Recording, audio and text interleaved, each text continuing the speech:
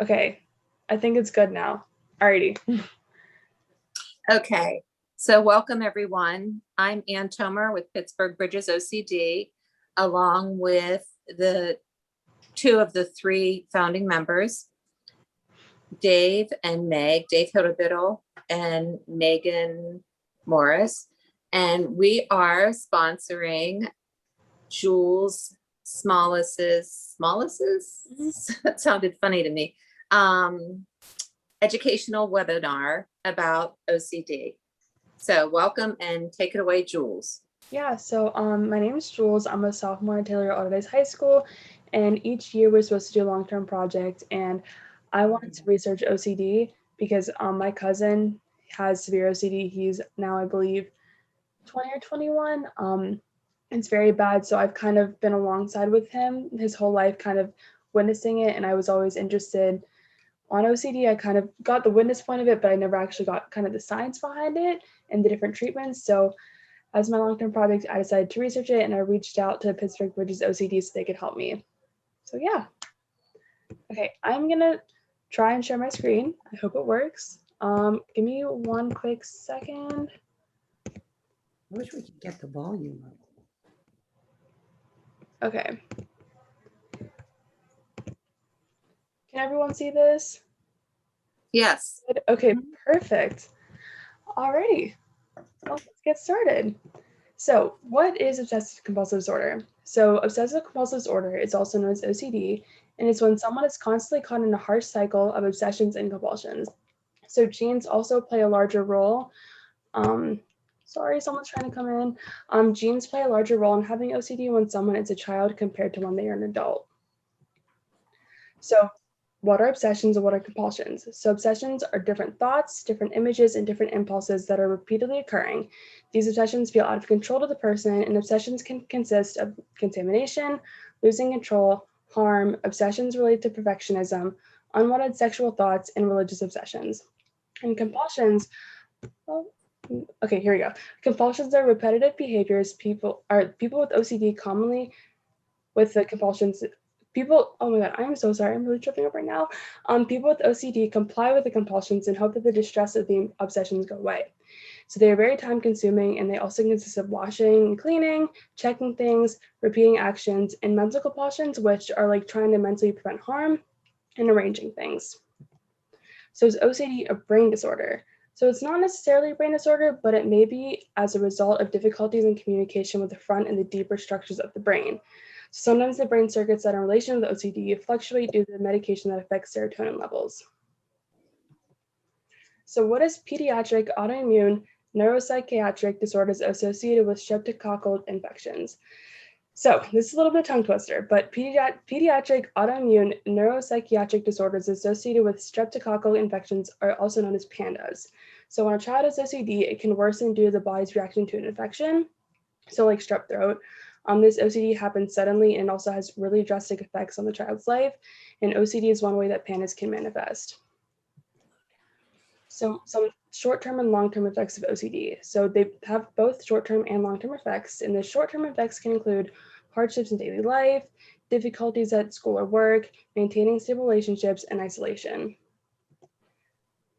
And some long-term effects are depression, anxiety, substance use, isolation, and diminished personal satisfaction. So here are the four common types of OCD. So we have contamination OCD, harm OCD, relationship OCD, and moral religious oh my God, I'm going to pronounce this wrong. That's okay. Scrupulosity. Thank you, scrupulosity OCD. So these are just the four main types. Obviously, these can vary. You could have 2 or 3 of them. It just depends on the person. So is there a cure? So there is no cure for OCD, but there are very effective treatments. So these treatments can include exposure and response prevention therapy. So medication also does help to break the cycle of OCD. So exposure and response therapy, also known as ERP, is a specific type of CBT, which is cognitive behavior therapy, and it's used solely to treat OCD. So ERP is based on the individual's OCD and is tailored strictly to the person. So some medication that are available. So the major general medication is selective serotonin reuptake inhibitors, which are SSRI, and the following are 4 different examples. So we have Prozac. I'm not sure how to pronounce the main name, so I'm going to be the one that they're known as. We have Prozac, Luvox, Zoloft, and Paxil. So here are some books that actually help guide families and friends and people who OCD are recently diagnosed to kind of manage. So When a Family Member Has OCD by John Hirschfield and Freedom from the Obsessive Compulsive Disorder by Jonathan Grayson. And these are 2 books that give insight on how to cope with OCD and the ways to support a loved one who's managing the disorder. So they kind of give way and they explain the different treatments and they help you assess what type of OCDs you have.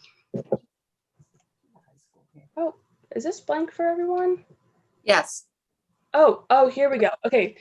This is kind of a celebrities with OCD, so it's kind of like a guessing game. So the picture is going to come up, and if you guys want to unmute and kind of guess who the celebrity is, if you know who it is, if not, I'll just show it and then read it. Okay. Does anyone know who this is? Leo. Yep. So he actually does have OCD, and his obsessions are about walking through doors and stepping on gum stains. All right, here's the next one. JT. Yup, my favorite artist. I love him so much. He's the best. His concert was really good, by the way. So on top of OCD, he also manages attention deficit disorder, so ADD. Does anyone know who he is? Sinatra. I think I heard it. Frank Sinatra. Oh. So he's obsessed with cleanliness and he continued to wash his hands all the time. And his wife did say that he showered over 10 times a day. Anyone know who this is?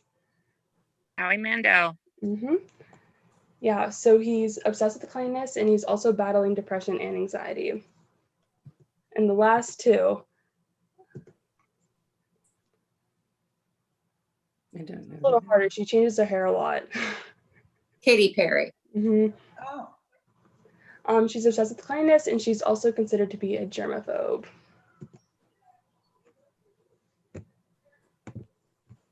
Cameron Cam- Diaz. Mm-hmm. So she's considered to be a germaphobe and she cleaned her doorknobs so much that the paint started to chip off. So I love these 2 ladies. They're amazing. So here's some of the COVID-19 effects on OCD. So it's had a major impact on many people with OCD, and ERP can be very difficult during the pandemic. Some people may feel like their years of therapy are being challenged due to the COVID-19 pandemic, but some people also feel like it's been like a relief for them and it's like the perfect time. So here are some general misconceptions, stereotypes, and myths about OCD. And I hear these a lot, and I think even people without OCD have said this multiple times. I think I've even said some of these things, which now that I'm kind of researching it, it is not right. So people say that OCD is only about being neat and tidy. Clearly that is very, very untrue. I mean, it is so much more than that. Everyone has OCD in some way. Obviously, that's not true. Also, I think I've said that before. My mom has said it. I think a lot of people have that, oh, I'm OCD about this, I'm OCD about that.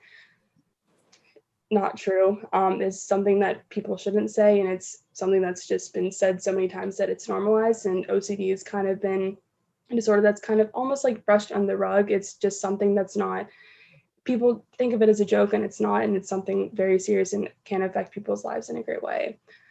So people can get rid of OCD by relaxing. I think if that were true, then no one would have OCD. I mean, I think we all like to relax at some points, but if you get rid of it by relaxing, I mean, no one would have it ever. So clearly that's not true. People can never live a normal life while managing OCD. I have met plenty of people who have managed their lives so normally with OCD, and I have met people who can't manage their lives, like my cousin. He can't live a normal life because of OCD. It varies from person to person. It's just different for everyone. And lastly, people that have OCD are weird and crazy. No. I would hope, no, not true at all. Yeah, I think people with OCD, they're people. I mean, everyone's a little bit weird and a little bit crazy in their own way, but just because you OCD does not mean that you are anything like that at all. Here are the sources. And does anyone have any questions? I will also stop sharing my screen. And at this point, we are going to kind of have an open discussion. I do have a couple of questions for our Pittsburgh Bridges people. Let me pull them up. Give me one quick second. If anyone else has any other questions in the meantime, feel free to ask. I guess my question is, why did you pick Pittsburgh Bridges and not one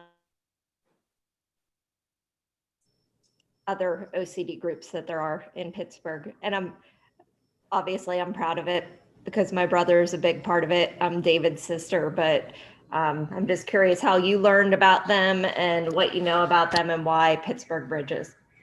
Yeah, so one of my main sources for this project was the International OCD Foundation website.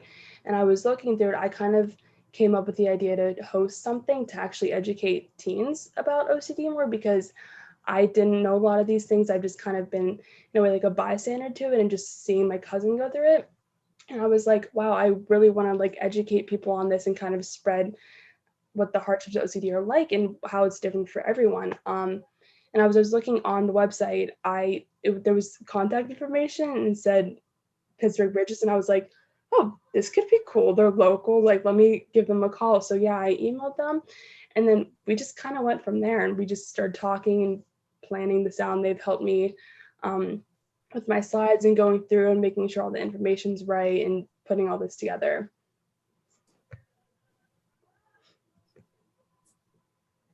Does anyone else have any other questions before I ask them a couple? Thank you. Yeah, of course. Okay, let me pull up my questions. Hang tight for just 2 seconds. David looks like one of the Smith brothers.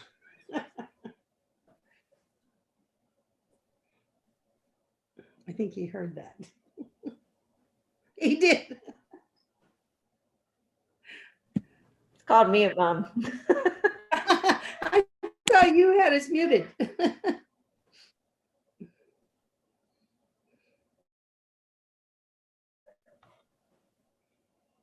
Alrighty, so one of my main questions that I have for you guys is, how has OCD positively affected your life and or negatively affected your life?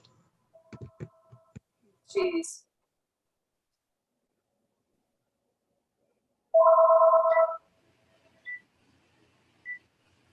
I think Ann wanted to take this one on, if I recall. She wanted No, to- that was Meg. All Meg? right. So for me, I guess I'll start off with the positives.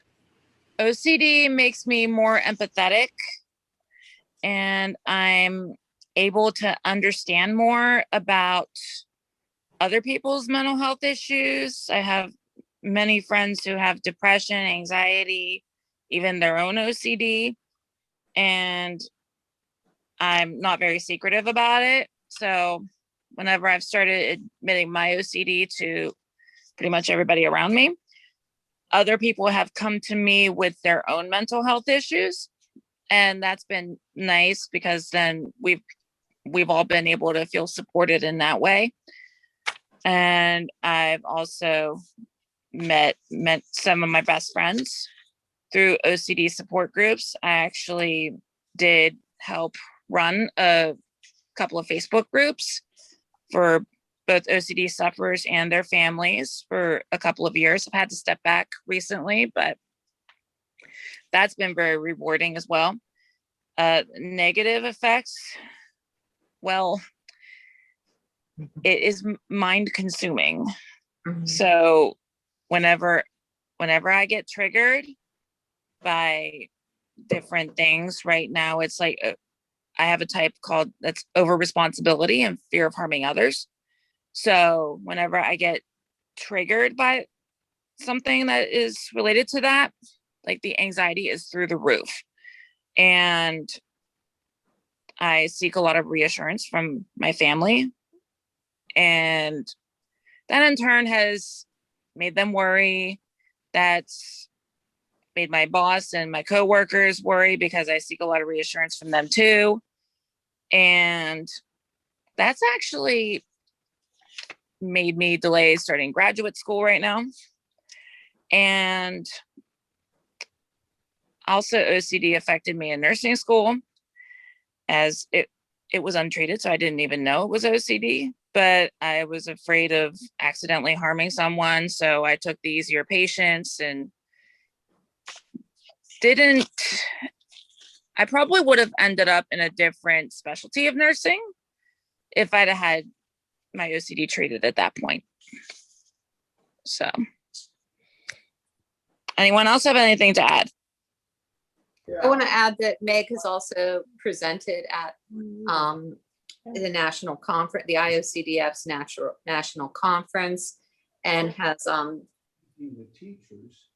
really used it as a way to connect with people on a national level. So very impressive on her part. You missed the question. Thanks. Positive and negative. Positive is being 44 over the years and 3 times in an IOP and now with the groups we do online. I've met so many people like Ann and Meg, and they're so, and I'm looking at Kim here. Kim's one of them, and I think David, if that's the David I know. So many people that I've met. And because all of these people are so cool that I wouldn't have met in any other way, I feel like it's a gift. And that's really odd at this time in my life to feel that way, because OCD sucks, but people with OCD are really cool. They're really smart. They're really talented. Some of them are published poets and wonderful nurses and mothers and organists and people. I meet so many people with so many talents, and I'm cool to be part of that club, man. It makes me feel good. And that's the positive, the community that comes out of this. And that's a whole lot of years later. When I was alone with this as a teenager, as a younger child, not so cool. You know, I tried to hide it, and, you know, Meg said it right with the empathy. But now this is a club that I'm really happy to be a part of as far as the people are concerned with it. So there's the positive. Negative. My first love was music. Went to Penn State University, one of 3 saxophone players. Not to toot my own horn, just to say that the opportunities were there for what I wanted. But being in a soundproof music practice room is not good for intrusive thoughts and anxiety. And I dropped out of Penn State eventually and transferred to IUP, had the talent, had the knowledge, couldn't keep the anxiety down long enough to finish. Until when I finally could, I no longer wanted it. So it will it put me on a different path. That's not necessarily negative. The path is the path, I guess. But it forces you to reevaluate your dreams. And that's, I guess, where I'm at. I think it's been the same for me in that it's introduced me to people that I would have never met, and introduced me to them in ways that I just would have never had the opportunity. And it's really, really, it's really a tender thing and awe-inspiring. And I think it's made me, like Meg said, I'm much more empathetic. And I think that my recovery journey has helped me grow into a person that I just wouldn't have become otherwise.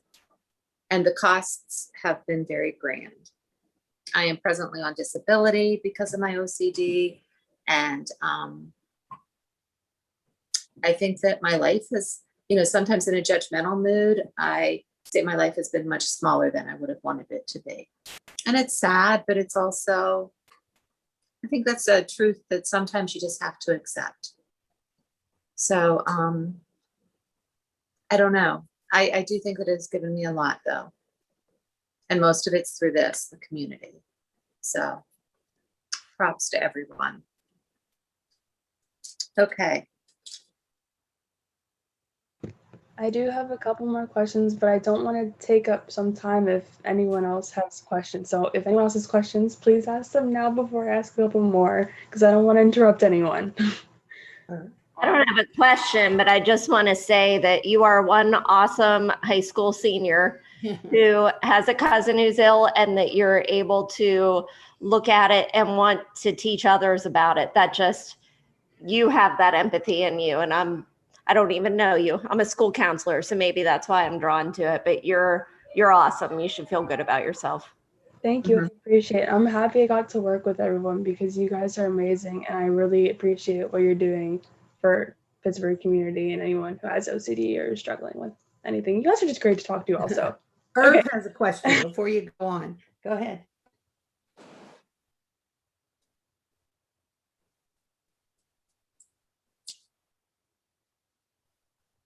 Are you there, Dad?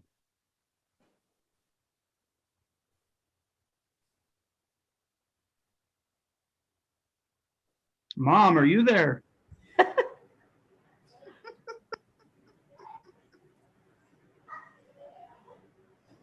Mom? Hey, sis, you want to check on that? I don't know what's going on because they're not muted.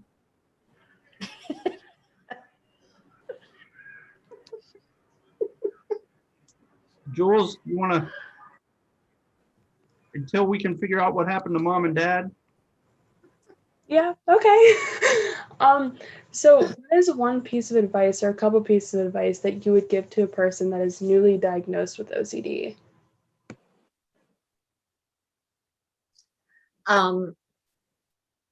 I think that a lot of people with OCD at the beginning are so caught in its trap and isolated and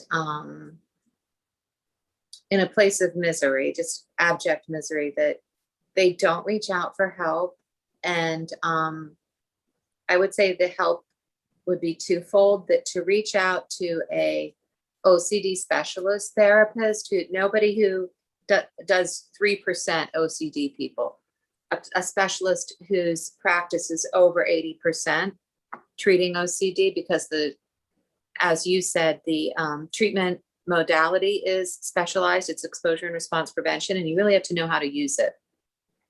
And the second thing I would say is to find your tribe of peers, whether it's, like Pittsburgh Bridges, we have people come to our virtual groups from across the country, but peer support is invaluable. And that's why Dave Dave came up with the idea for a peer-based support group, and just sort of put a call out. And then Meg and I showed up to those meetings, and then the three of us went from there. But it's all based on this peer support idea where the peers are elevated to be experts and we connect. And I think that, so I would get a professional in, and I would then get the expertise of my peers and the heart of my peers. That's what I would tell them.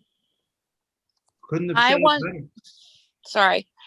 I also want to add that there are many people who are diagnosed with OCD who still don't either want to admit that they have a problem, or they're very afraid to seek help and seek treatment. And so if you're a family member of them, like, you can gently encourage them to seek help with the properly trained OCD therapist. But if you're also, you can seek the advice of an OCD therapist too. You can set up your own appointment with them and talk to them about your loved one. You can research the International OCD Foundation website, and you can also find your tribe of family members and loved ones. There are Facebook groups out there. There are support groups out there. And also, you are welcome to come to many support group meetings as well. So you also have your tribe. Yeah. And also, I guess we should say our we'll repeat it. Pittsburgh Bridges OCD. Our website is Pittsburgh Bridges OCD, all lowercase, all one word, .org. And you'll find support group information, virtual support group information, and resources and explanations. So, yeah. And also, if you have any questions for us. You can also email us at Pittsburgh Bridges OCD, again, all one word, all lowercase, at gmail.com. And Dave and or I will be answering those emails. Yeah, I just put the link to your Thank website you. in the chat. Does anyone else have any questions? I think. Are you back, Mom? I can hear you, but I'm not on. Someone has to let me in, I think. You're on because you're talking to me. Well, no picture. All I have is a Zoom sign. Can you You're hear? on. Yep, I can hear. What's Dad's question? Did Irv have a question? Oh, didn't you hear his question? It was about, is there anything being done for teachers to recognize students with OCD and how they might be able to help them? That's a good one there. I'm hoping that some of my teachers will talk about it. I mean, I know in my psychology class, we do talk about OCD a little bit, but it's not very touched upon, which I'm a little disappointed about, because if we're spending so much time on other disorders, I think this one deserves as much equal time as well. But no, not that I know of. I think me reaching out to my teachers and other schools, possibly, that could definitely be something that happens in the future. Jules, if you'll As a school counselor, I can tell you there is not a lot of training in it. There's just so many mental health disorders, and we're treated pretty thoroughly in trauma and, recognizing when something's a little off, but typically the response in a refer out. So there's therapists that go into the school, or sometimes families want to handle it on their own, but it is not very typical for a teacher to be hyper aware, unfortunately. Did you hear that?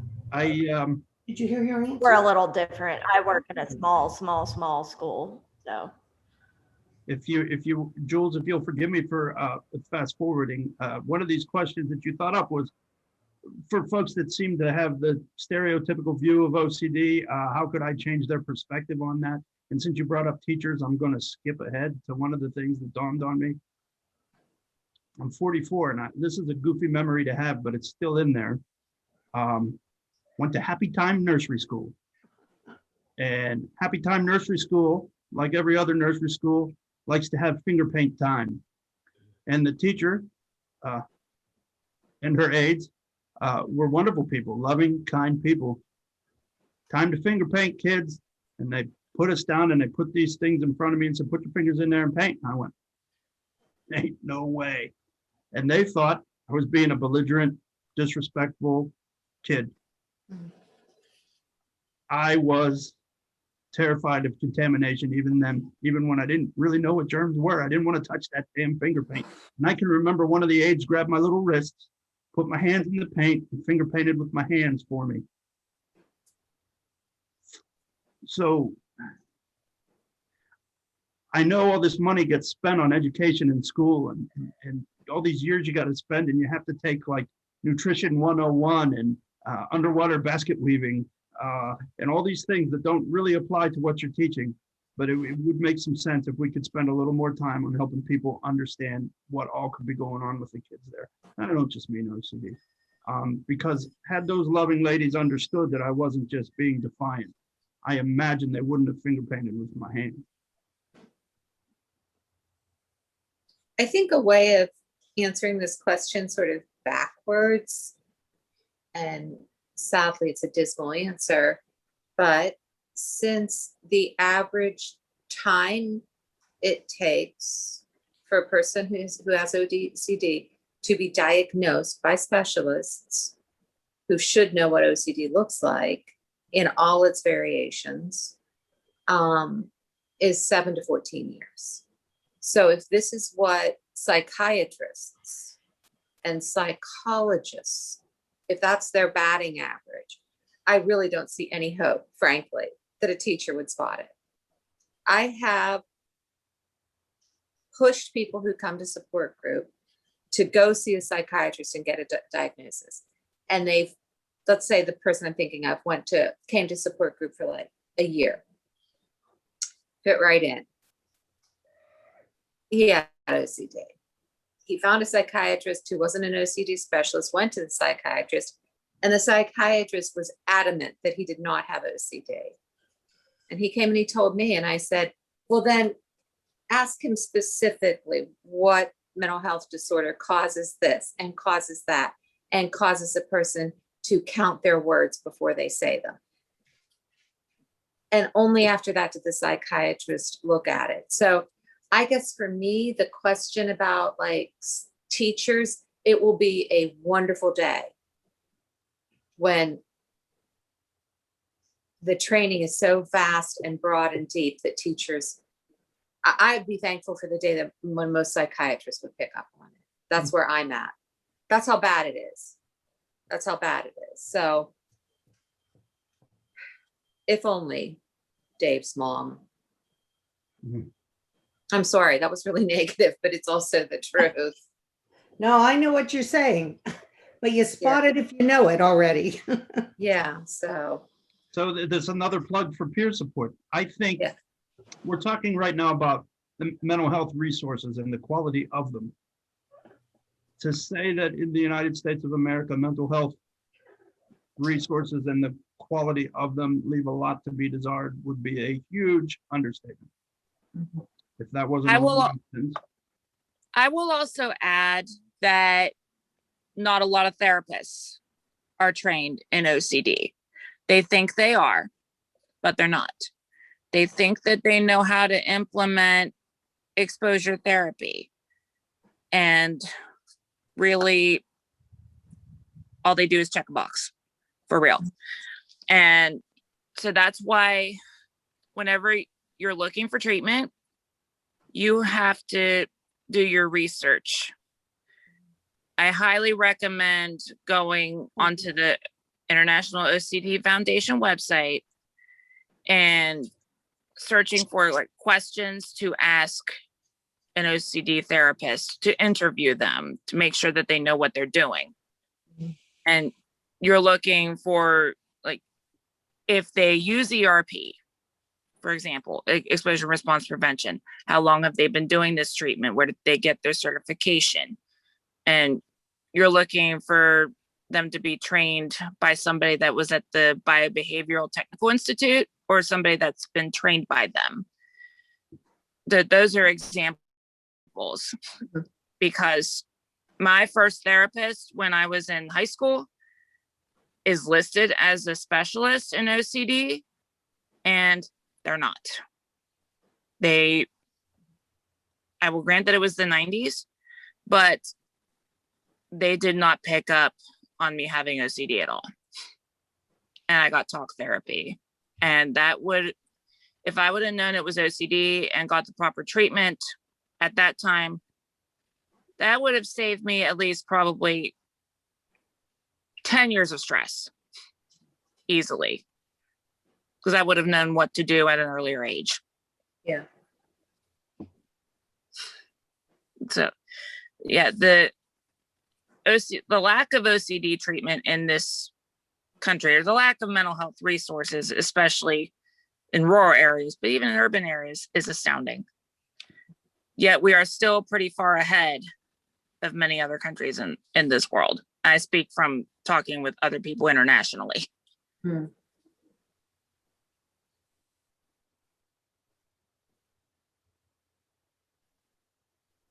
Jules? Does anyone else have any questions? We don't bite, I promise. It's okay. I don't know, if my nephew's over there, I might bite him. Just a little bit.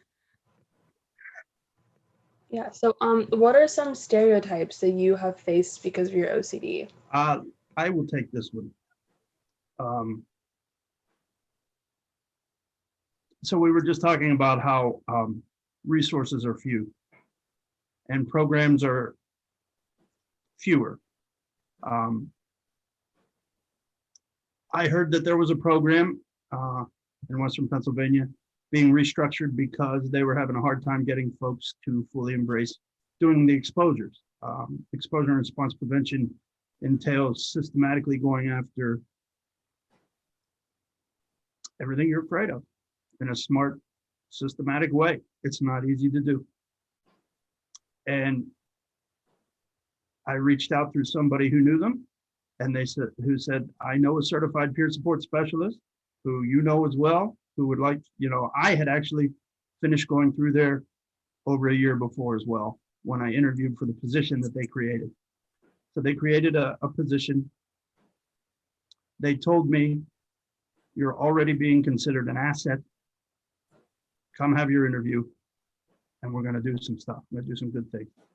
And I was excited, a way to serve my peers in my community and to make this OCD a positive thing, not just for me, but for other folks. They knew I'd been through the program a year before. There's this bias among professionals. So that's why when I think of stereotypes, I think of assumptions, I think of the word bias, I think of not accepting an individual as an equal to yourself.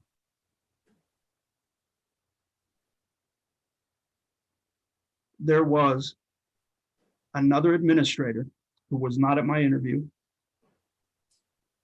who never spoke with me, never interviewed me, called, and I will say this, I will name this place, the National Association of Social Workers, who on a phone call from Washington, D.C., gave a secret, because I'm not allowed to know what was said about me, ethics consultation. They said something along the lines of, that would constitute a dual relationship, even though that was over a year before. And the professional in question had been present in my interview and had no concerns about working alongside of me. And that was the thing. If, in her opinion, it wouldn't have worked, then there's a problem. But there were none. So an administrator higher up in a large institution, after hearing from the NASW, decided to pull the strings automatically. And I know this because I managed to get this person on the phone. And I asked her one question. I said, would you be receptive of a recommendation from the National Association of Social Workers that because I received treatment there a year ago, that I don't have to be automatically disqualified? That's all I asked. I said, I want to stand on my own experience, my own talents, everything that I was about to be hired for, that you stop automatically, not because of who I am, but because of who you are in your position. And I didn't say that, but that's what it was. She said, I'd be very receptive from a recommendation that you shouldn't be automatically disqualified. And so I began advocating for myself with the National Association of Social Workers. I wrote a 9-page letter. I made people famous in the social work field, saying, look, we have this thing called the Americans with Disabilities Act. It is a law. There's no code of ethics that supersedes the law. I deserve to have that opportunity as an individual, but I was not treated as an individual. Now, why this bothers me now, it does bother me personally, but it's not for a personal vendetta or anything that I bring this up. I bring this up because resources are so few. We need to make the most of every opportunity that we have. And for those of us who, as individuals living with OCD, would like to be peer supports and work alongside of our peers in ways that the pros knew made a lot of sense. That's why the position was created. That pathway needs to be available. It took them 3 years after I sent hundreds of letters, if not thousands. They wrote a letter 3 years too late to do any difference. So there's a bias. They're able to use ethics to block peer support. And this is a step further. You know, I understand this is new. The idea of actually embracing the folks that you claim to serve is new to them, and it makes them uncomfortable. And I can understand all the reasons why. I don't care how many degrees anybody has, they'd have never hired anybody that cared more. So I just think that we need to be seen as individuals, shown the respect that everybody deserves, and that institutions in a position to get around the Americans with Disabilities Act don't put their weight behind generalizing against it. And I'm going to shut up now. And thank you for that. That's my soapbox.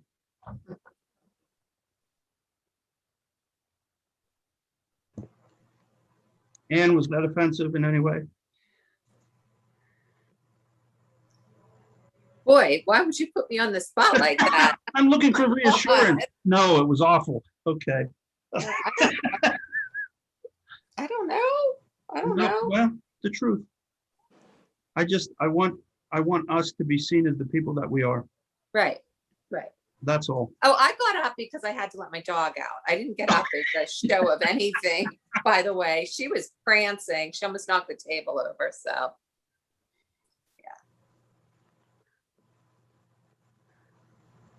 Oh, here's a good question. This is kind of a juicy one. If you could share an experience that would change someone's perspective on OCD, what would that be? And I think you asked me to start this one too. I feel like I'm talking too much, so we'll make this one quick. No, that's fine. People think that having OCD means you're just anal retentive, or you're picky, or you're immovable, and you like it that way. So before I met my wife, gosh, we're talking 15 years ago, I was dating a young woman that lived 15 minutes away from my home. And I left there after having dinner with her family, and should have taken me about 20 minutes because it was pouring down rain, dark. Country road, I hit a pothole, hit a bump. And because it was so dark, of course it's Pennsylvania, you're lucky to find road around the potholes. So of course you're going to hit a pothole. Well, I thought, what if that was their neighbor kid playing out in the street? Or what if that was their dog that ran out there and I just didn't notice it? I better check. And so I turned my car around on this country road in a field somewhere and drove back to check it. And on the way back, I hit another pothole. And I turned around to check it. And then I turned around again to hit the other one I hit. It took me 3.5 hours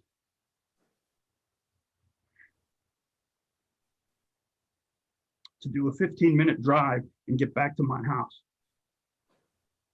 And it was not something that I enjoyed doing. It was torturous and it was painful and it sucked. And I hate sharing it now because all my loved ones happen to be in this room right now. And I don't want them to feel bad because I'm in a better place than they've seen me in. So remember that, loved ones. I think I'm sorry, Dave, go ahead. No, but it was not a preference that had me doing that. It was panic. It was, what if I hurt somebody and didn't notice it? I'd better be sure. So I think that Dave's example is really great in that it really stresses the idea that, I think people think you have an obsession and then you do your compulsion and then it's all just fine. And that is the biggest bunch of BS ever, because, at some point in almost everyone's OCD, your compulsions become ineffective. And so you don't check once. Dave checked over and over and over and over. And in that time, he is miserable. And it's all happened to all of us in different ways. And I think that is what I want. I really think that's a basic fundamental misunderstanding, is that, you have an obsession like hands, contamination, dirty hands. And I think everybody thinks everybody with OCD has that. And then you wash your hands and then you move on to your next task. Well, some people spend hours and hours and hours washing their hands. So it's the compulsions are not effective, but you're trapped in them until treatment. So I think that's a great example, Dave.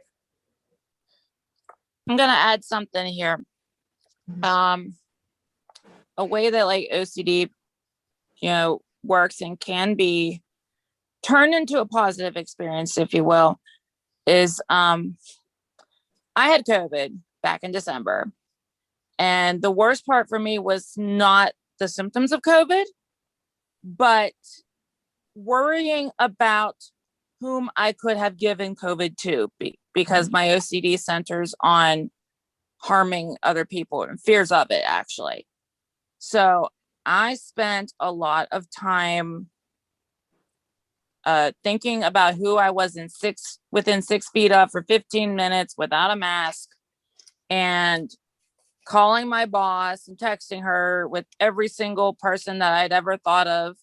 I was texting other people that I was with through that whole week before. I was calling employee health every single day, worrying about if I could have exposed someone else. It was definitely a compulsion. And even after I was cleared from quarantine, I called employee health at least probably twice a day, asking if I could have gotten a COVID exposure from some remote area, like standing outside my father's hospital room, more than 6 feet away, wearing my mask. If it could have gotten on my clothes or something, I was calling them if I needed to worry about exposure because somebody coughed once. And that became a focus of my treatment because I was also in the intensive outpatient program here at the time. So the exposure for me was I had to write an imaginal script because not all of our exposures can be done like physically in person. Some of them have to be imaginal. And I had to write an imaginal script. I was able to tolerate more anxiety with my therapy. So I wrote an imaginal script about contaminating an entire hospital, for example. I don't recommend doing that when you first start out in therapy, because that's like going from 0 to 100. But I read that script over and over. I had to describe what I felt once I wrote about contaminating an entire hospital and giving them COVID. And I described like the physical sensations and what was going through my mind, which was basically like everybody could die. And then I had to remind myself that, well, I have to live with that possibility. And because calling employee health only reassured me for a little bit, but then 5-10 minutes later, I would get another thought coming from a different angle with that same idea that, well, I didn't mention about being around this person, or I didn't mention that maybe I was with them for 16 minutes instead of 15. And so that just kept feeding the cycle. The more I would call them, because that was compulsion. So I had to read that script, but also I had to start reducing the number of times that I called employee health and just let that anxiety be there and not do the rituals. Mm-hmm. And then over time, I've gotten to where I'm hardly calling employee health at all. I think the last time I called them was like a month ago. And I'm able to deal with the uncertainty that, okay, maybe I've been around somebody with COVID, maybe not. I don't know. I still have to go and live my life. And those who are actually dealing with OCD and facing their triggers and dealing with the anxiety are some of the bravest people I've ever met. And we can do hard things. And that experience just proves that I and the rest of everybody that has OCD can do hard things. And that teaches you something about yourself, I think, too. Something positive.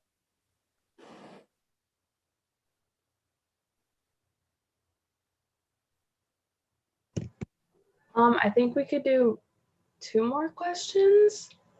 Sure. If anyone else has any questions, please chime in.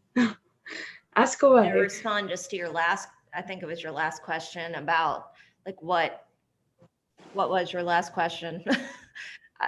I had a thought and now I forget what your question was, but I think I think it's important that those of us who don't have OCD just say something simple like, my brother has OCD, and it just normalizes it. It's just this thing that people have. And, you know, it's part of my story. It's part of it's David's story, but it's part of my story too. And I think just admitting that you love somebody who has this issue, you know, has this thing to live with, just makes it normal. It normalizes it, because we all have some cross to bear. We all have some ugliness that we have to deal with. And that's just my brother's. And I don't know, I think just it normalizes it if you just admit it, that it's part of your life. And I think it's a way of standing strong. I think that's a great point that you're making, that it lessens the stigma by saying, look, someone I love has this. And just in that act of speaking to it diminishes the shadows around it. And I think that that's a great point. I think that that's really important. And that encourages others to open up about their struggles, whether they open up to you or open up to somebody else that they trust. Right. It lets them know that at least you or their other person are safe people to talk to, and that they are not alone. Right. So if I may for a moment. what? Let me say for a moment first, I love you, sis. Thank you. I love you. I love you. Jules, I don't know if your teacher's watching now or if your teacher will watch in the future, whatever the deal is. I want the teacher to hear this. You're not just learning about mental illness, and you're not just doing a presentation. You, as someone who's not living with OCD, are creating an opportunity for an underserved community to speak up and be heard and to be understood in a way that you're not going to get from your textbook in psych class or health class or what they call it now. You've taken your time, you've put yourself out there as a very young person to talk to complete strangers, get to know them, and offer them a platform to share with younger folks. Because the younger folks like yourself are the future. And when we see folks like you, I sound so dang old when I say that.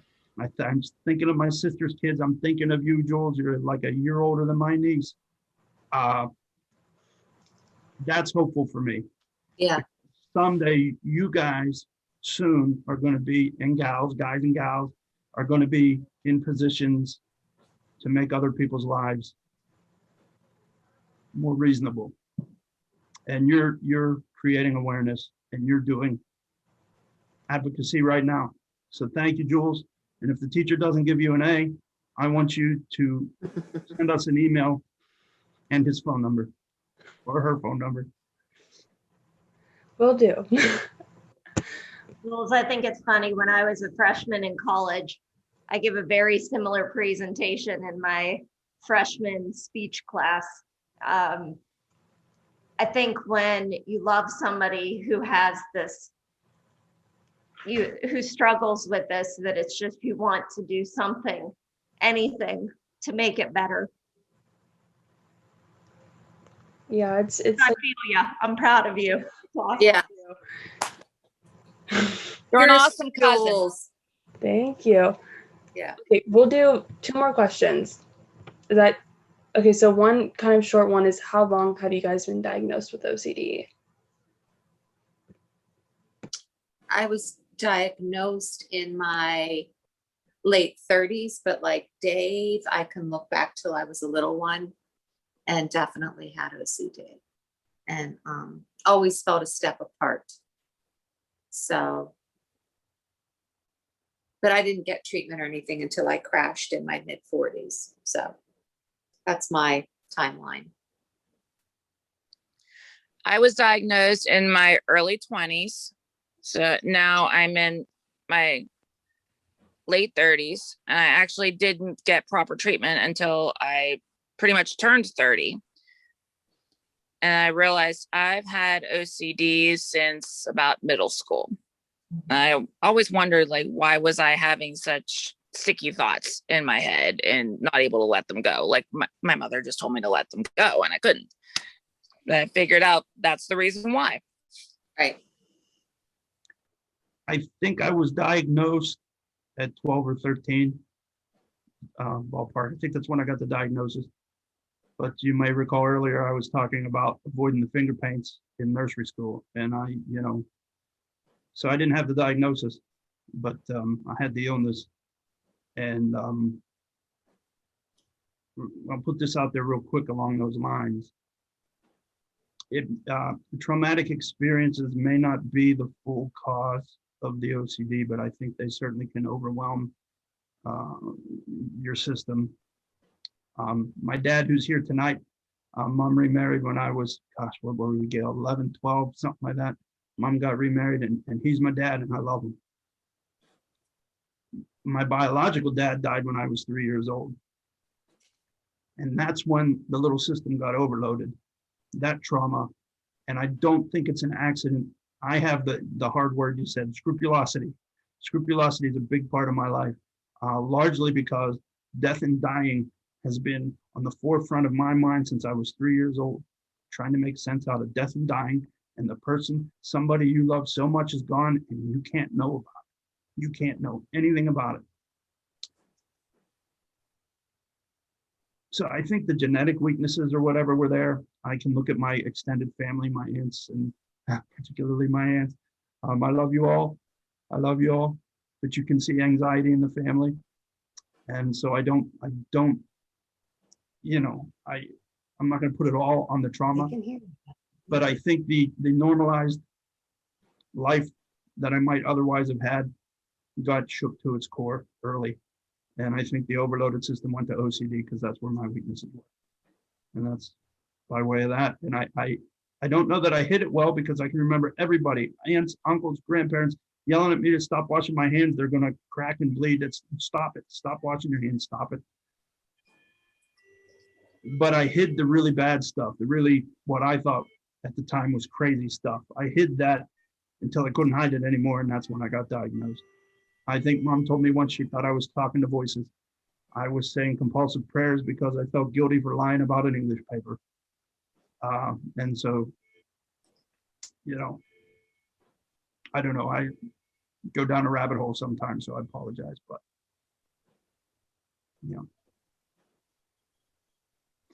Hey, David. Yeah, Dad. Speak up. Hey, David, you people are sitting here talking about trying to get help and recognized. Right now, I would think that if you write the President of the United States, which happens to be a very fine gentleman, you may get noticed more than writing to these other organizations. I would certainly rate the president and everything you're talking about here tonight and send him a letter and explain to him what's going on. And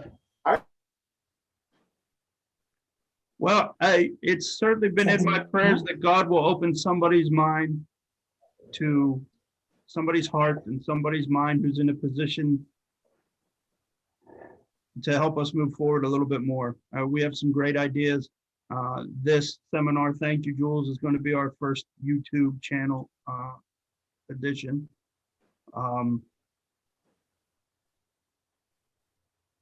But somewhere there has to be somebody that would feel good about helping us out, in that position. I don't know. I think probably the president's a little bit busier right now than me, but I think as far as community is concerned right now, we're doing pretty well. And, but thanks, Dad. Yeah. So if any of you out there know any politicians, hey, we're honest people and we want to do right by the community. If you're a social worker, we want to help an underserved community help itself. That's right. Before you go to the president, I would say go to the local school counselors associations. So in Pittsburgh, it's Allegheny County School Counselors Association. Indiana has one too. I would start with them because school counselors are the heartbeat of the school as far as helping kids to deal with problems that they have. And, you know, we can say that teachers don't know. A lot of them notice they don't know what to do, or they can't get them the help that they need. But that's what school counselors are built for. That's what our heart is. And, you know, I'll be talking to you about this, David, but Thank you for that. I think that's a very good place to start. And, you know, a little somebody who does that stuff. Well, and I know that once Gail Diane Moore puts her mind to something, stuff shifts, things change in the universe, and Gail gets things done. I know that. But You know, I'm sorry, it's emotional talking about this stuff when your whole family's in the Zoom room. Right. So let's let Jules ask the last question that she wants. So what could we do as a community to advocate for those who have OCD? All right, I'll field that one. So first, we need to listen to those who have OCD. That's like my number one beef, is that there's the professionals, you know, give the presentations and they talk to people, but they don't seem to give those of us that have whatever disorder it is credit for any knowledge. I mean, we're the ones who have it. If we're having a problem, we're the first ones to know about it. And so listen to their stories, like tell them they're not crazy. Educate yourselves and others about it. Correct misconceptions about it. You know, it's not OCD is just being neat. That's not it. And appeal to companies to remove their OCD merchandise, like OCD obsessive Christmas disorder, or OCD obsessive coffee disorder. I've seen those shirts. Or OCD Barbie. You know, that's another one I don't like. That's actually mocking symptoms, which Is that real? yeah, that was on Amazon. Barbie. Yes. And she had cleaning supplies with her. Wow. We need people to know that this is a real issue and not something to be taken lightly. So you can't just go throwing around saying, I'm so OCD. Or at least if I hear you, I will be saying, oh, really? Are you afraid that this is going to be, that there will be a catastrophe if you don't wipe this spot here on the counter? Are you afraid that something major is going to happen, like somebody's going to get sick? And if you are, like, are you in treatment? How can I help you? Because OCD can actually lead to death for a lot of people. It is a leading cause of suicide in the mental health community, and that if it's not properly treated, it can kill. And we need to normalize talking about it. We often don't admit our symptoms because they're embarrassing. It's not just, you know, it's not just trying to not to be contaminated. It's not trying not to make other people sick. There are other types of OCD, such as fears of harming children, fears of, you know, being a pedophile. That's embarrassing to talk about. We're ashamed of our symptoms. We're ashamed of our thoughts. So those of us with OCD need to know that we're not alone. There is hope. There is help. And the community needs to know exactly what OCD is. That way, more of us won't be embarrassed to seek help and more lives can be saved. Well said, Meg. And we can have a better quality of life too. Not that life is bad with OCD if you get proper treatment and stuff. It could be great, actually.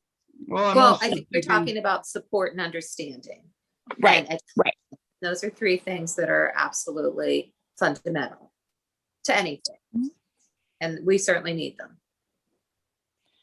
I'm going to add that even though you have OCD or your loved one has OCD, they can have a very successful life still.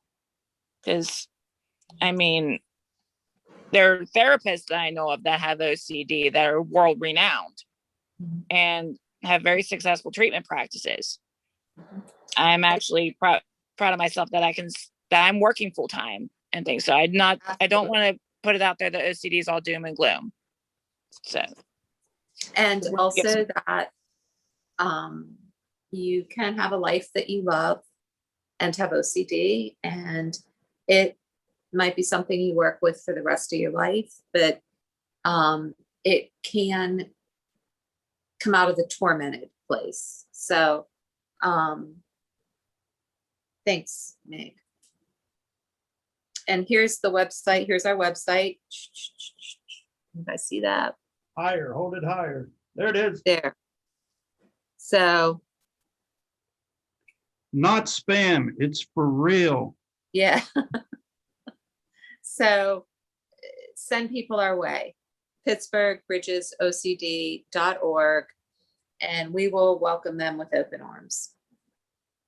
And thank you so much for hosting this, Jules. It was amazing, and we really appreciate it. So thank you. With me, you guys have been awesome. I was very, very excited about this. I love doing this project. well, Good. thank you, Jules, very much for doing this. Of course. Don't be a stranger. Right. You're a senior, right? This is your senior project? I'm a sophomore. Oh, geez. Okay. Right. Even more impressive.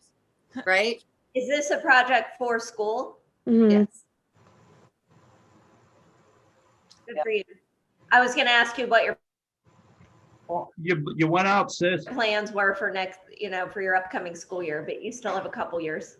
Do you have any idea what you want to be after high school? No idea. None at all. Good for you. Good for you. Let it change. Stop recording. Is that, I'm gonna. That's great.